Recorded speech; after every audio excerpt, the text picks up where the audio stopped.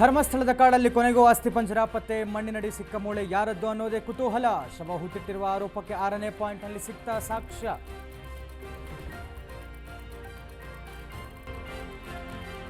ಪ್ರಜ್ವಲ್ ರೇವಣ್ಣ ವಿರುದ್ಧ ಅತ್ಯಾಚಾರ ಪ್ರಕರಣ ದೋಷಿ ಹೌದೋ ಅಲ್ವೋ ಅನ್ನೋ ತೀರ್ಪು ಪ್ರಕಟ. ಜನಪ್ರತಿನಿಧಿಗಳ ನ್ಯಾಯಾಲಯದತ್ತ ಎಲ್ಲರ ಚಿತ್ತ.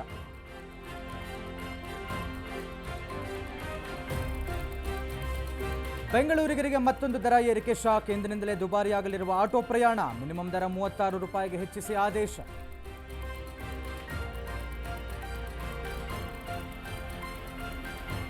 ಕಾಂಗ್ರೆಸ್ನಲ್ಲಿ ಕುರ್ಚಿ ಫೈಟ್ ಮಧ್ಯೆ ದಿಲ್ಲಿ ಟೂರ್. ಮತ್ತೆ ದೆಹಲಿಗೆ ಪ್ರವಾಸ ಕೈಗೊಂಡ ಸಿಎಂ ಡಿಸಿಎಂ. ರಾಜ್ಯ ರಾಜಕೀಯದ ಬಗ್ಗೆ ಹೈಕಮಾಂಡ್ ಜೊತೆ ಚರ್ಚೆ.